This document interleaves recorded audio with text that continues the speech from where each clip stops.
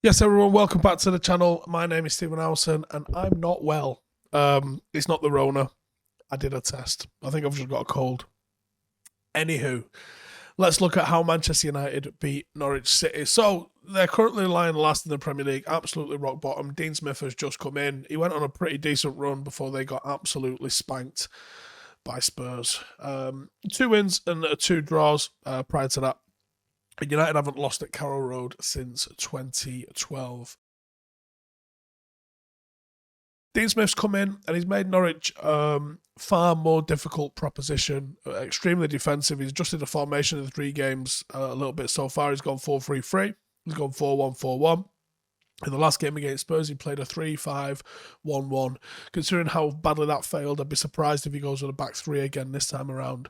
Maybe much to their detriment, though. Norwich have only really got that one way of playing, and because they play football through the thirds, football is on the floor, it's possession-based. It fared well for them in the Championship. It just hasn't transitioned well into the Premier League for them, and they play a style that makes them just inferior to better ball-playing, possession-based sides. They don't really play percentages like Brentford do, which has worked well for them. Instead, they try and go toe-to-toe from a pure footballing standpoint, and because the teams around them have more quality, they lose. That's what's good about having so many different styles of play in a league. If everybody plays the same way, it's boring. You want to be able to have people that have got something that you struggle to figure out, and that's what makes it entertaining and exciting. I'm actually out of breath just a minute into this. Jesus. Dean Smith has come in and made them a bit more structured, though.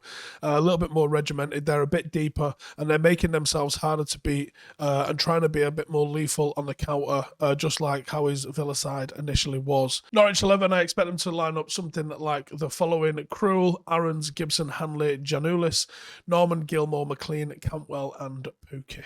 Star man for them is obviously going to be Pookie. He's their top scorer this season with 5 goals. He's got really good, tight, neat control. He's got clever movement. He's quick-minded, makes good decisions. He's a real clinical finisher, and he's always most dangerous player for them this season. When we look at what Norwich are about, their average of a 45.9% possession is the 7th worst in the league, but it's not exactly terrible, as they've been a side who at least attempts to play football when they have it. Pass completion is 78.8, which is better than the likes of West Ham and Everton. But they have the worst defensive record in the league. They've conceded 31 goals so far this season. They've also conceded the most chances and the most shots on target conceded, which is 75, which is, funnily enough, only one more allowed than the mighty Arsenal. Norwich average more pressures in the attacking third than the United do this season, but they're still in the bottom half of the league for this, so you could expect some sort of pressing, although under Dean Smith they might just sit off and try and low block you. That's usually Dean Smith's modus operandi, and obviously we're looking at metrics here where he's been one manager at the start of the season and another halfway through it. It's going to get skewed without really giving us a full picture of what they do under this new manager. However, they are dead last in successful pressures, meaning that even though they might press a bit more than United, they're far less likely to succeed when they do it.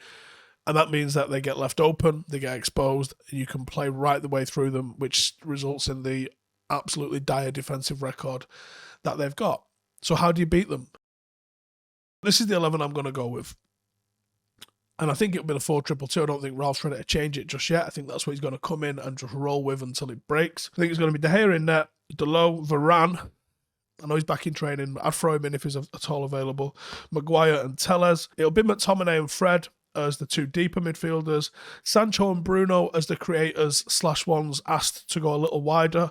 And I think it'll be Ronaldo and Rashford up front. I think Rashford's in poor form at the moment, but I think there's going to be a desire to try and play him through it rather than bring somebody else in instead. That's what I think we're going to go with. And the way that you beat this Norwich team is with width. Norwich like to control the central areas a little bit defensively and offensively. They prefer nice little intricate passes, little 1-2s, that sort of stuff around the box to create chances.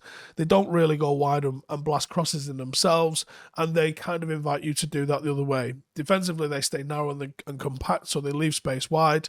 That's inviting the likes of Tellez and Delot to get forward. And if you've got Cristiano Ronaldo in the box, putting crosses in is not a bad idea. Speed is the other thing that you've got to use. That's why Marcus is in the team, because I think he's the fastest player that we've got. They really lack speed defensively, in particular in the central defensive areas. So if they do try and step out, which I think is probably going to be rare, but it might happen a couple of times in a game, if they step up, you can get one over the top for someone like Marcus to chase down. Even Bruno or Sancho can find themselves in their areas. They really struggle with quick, intricate movement, but speed and verticality, as Ralf Rangnick likes to call it, could absolutely tear them to pieces. This could be a game that United really get a confidence boost from. You've also got to press harder and for a bit longer. Longer time on the training ground we've had this week with the 2 days that the first 11 got to work with Ralf Rangnick. Norwich are another team that give you a chance to nick it if they do try and play. Pukki isn't exactly a target man. And if we do sustain attacks, Norwich aren't going to be able to keep us out. They're just not that capable of doing it. If they're low blocking and compact, then when we win the ball back, I think winning it back early, switching it out to the wide areas where you can push your fullbacks up a little bit because they'll just completely abandon those areas, and looking to get balls in the box could be a real effective way for us to bypass that entire Norwich side. Knowing what Ralf Rangnick's all about, I think you're going to see a lot more balls vertically through the centre of the pitch for United, and I am looking forward to it. Should be a good game. Let me know your score predictions below. And also, I want to know, do you agree with Marcus Rashford starting? Because I think that's potentially becoming a contentious issue with the form that he's in at the moment. See you in a bit. Hey, thank you for watching the video. If you are new around these parts, then don't forget to subscribe. My channel is proudly supported by my community on Patreon.